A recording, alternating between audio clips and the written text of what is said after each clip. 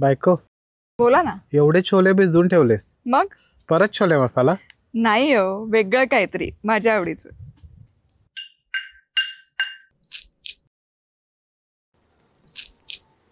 काय वेगळं करायचं प्रत्येक वेळेस प्रश्न पडलेला असतो, पण हा एक पदार्थ तुम्ही तयार करून फ्रीजमध्ये 1 महिनाभर देखील स्टोअर करू शकता. एकदम कुरकुरीत, चटपटीत आणि वेगळा होतो आणि पौष्टिक आहे. माझ्या आवडीचा पदार्थ आहे, त्याचं नाव आहे फलाफल. अतिशय कुरकुरीत आणि खुसखुशीत तयार होतो आणि मुख्य म्हणजे हे मिश्रण जर तुम्ही तयार करून ठेवलं ना, तर हे फ्रीजरला तुम्ही स्टोअर करून ठेवू शकता आणि 1 महिनाभर छान टिकतं. हे मिश्रण अजिबात खराब होत नाही. आणि हे कसं खाल्लं जातं, हे असं सॉससोबत खाऊ शकतो. पण फलाफल आहे ना, त्याची खरी मजा आहे पिटा ब्रेडमध्ये ते कुरकुरीत असे फलाफल स्टफ करून, हवं ते सॅलड टाकून, सॉसेस टाकून रॅप करून खाऊ शकतो. तर इथे बाउलमध्ये भिजवलेले छोले घेते मी. 1 कप छोले रात्रभर भिजवून घेतले होते आणि यातलं पाणी बघा, पूर्ण पाणी निथळून घेतलं. आता यामध्ये 3 ते 4 लसूण पाकळ्या आणि हिरवी मिरची, 3 ते 4 हिरवी मिरची. आणि आता यामध्ये घालूयात जिरं. 1 चमचाभर जिरं घालते. आता हे सगळं मिश्रण एकत्र आहे ना, मी फूड प्रोसेसरमध्ये घालून घेते. फूड प्रोसेसर नसेल तर मिक्सरच्या भांड्यामध्ये फिरवून घेतलं तरी चालेल.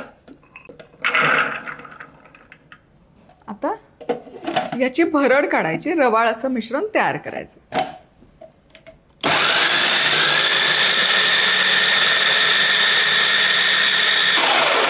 आता हे हलकंसं फिरवून झालं की यामध्ये खूप सारी कोथिंबीर घालूयात. कोथिंबीर जरा जास्त प्रमाणात घालायची, त्याचा रंग खूप छान येतो या फलाफलमध्ये. आता यामध्ये मीठ घालायचं चवीपुरतं, लिंबाचा रस आणि 1 चमचाभर बेसन. खूप बेसन घालायची गरज नाही आहे, अगदी 1 चमचा पुरेसं होतं. आता हे पुन्हा एकसंध करून घेऊया.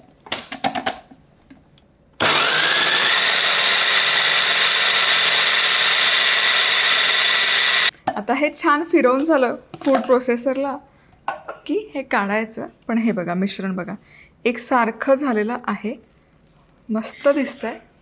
सगळे जिन्नस एकसारखे ब्लेंड झालेत आणि हलकंसं रवाळ ठेवायचं. आता हे मिश्रण काढूयात बाउलमध्ये.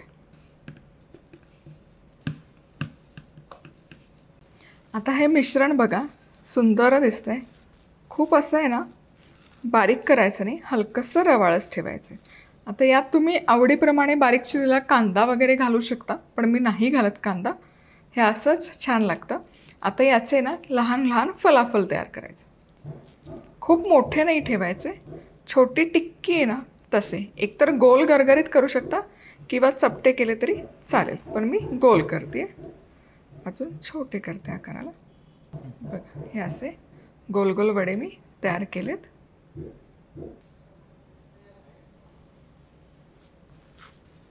लहान लिंबाच्या आकाराचे तयार करायचे, पटकन बाइंडिंग येते याला.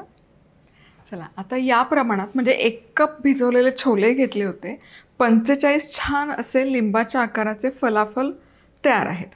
आता हे तुम्ही शॅलो फ्राय करून त्याच्या टिक्की वापरू शकता किंवा असं डीप फ्राय करू शकता. तर इथे कढई ठेवली, कढईमध्ये तेल घातलं आणि मोठ्या आचेवर तापवून घेतलं आणि वाफ यायला लागली की मंद आचेवर करून घेतलं. चला, आता हे तळून घेऊयात.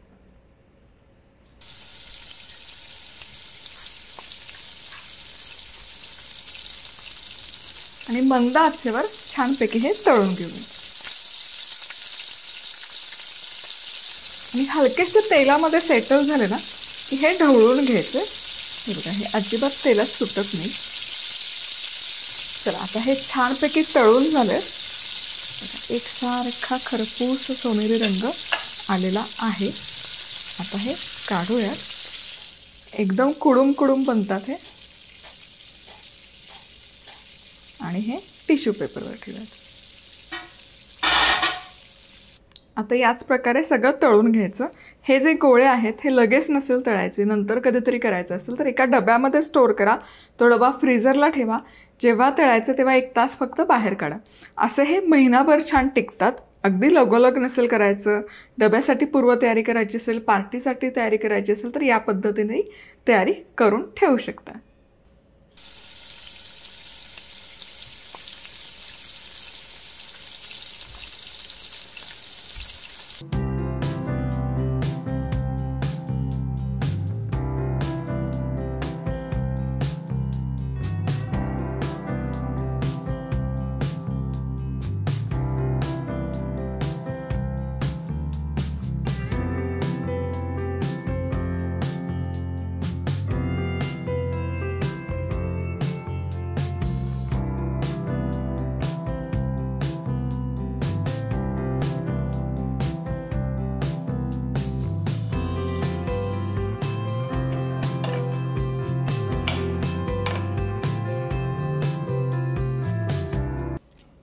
हे बघा बघा काय कुडूम कुडूम झालेलं आहे हे फलाफल. आणि आतमध्ये पण दाखवते. हे आतमध्ये एकदम हलकं होतं, एकदम पोकळ. वा वा वा.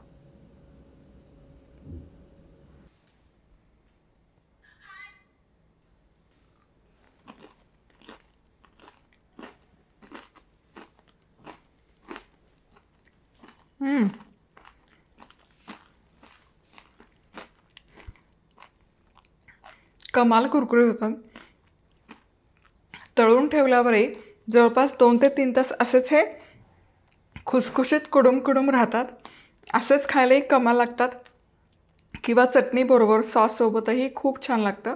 आणि जसं मी आधी सांगितलं, हे ना पोळीमध्ये घालून त्याचा रॅप करून किंवा कुलचा असेल त्यामध्ये घालून फ्रँकी करून असंही खाऊ शकतो, सँडविच करूनही खाऊ शकतो. तळलंच पाहिजे असं काही नाही. छोट्या छोट्या पॅटी करून शॅलो फ्राय केलं तरी ते तितकंच कमाल आणि कुरकुरीत बनतं. पुन्हा भेटूयात अशाच कमाल आणि धमाल रेसिपीसोबत. तोवर मस्त राहा, खुश राहा, आनंदी राहा आणि सगळ्यात महत्त्वाचं खात राहा.